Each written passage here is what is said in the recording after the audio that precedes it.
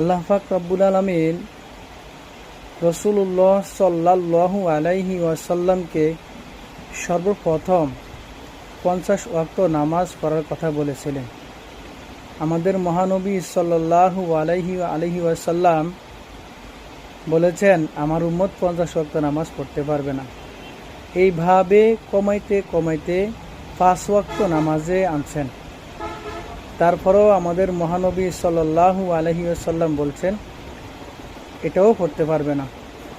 তখন আমাদের আল্লাহ পাক রব্বুল আলামিন বলেছেন, হে নবী, যদি আপনার উম্মত এই 5 ওয়াক্ত নামাজ দ্রুত ও এতামাম সহকারে আদায় করে, সঠিক সময়ের দিকে লক্ষ্য করে, তাহলে আমি আপনার উম্মতকে 50 ওয়াক্ত নামাজের সওয়াব দান করব।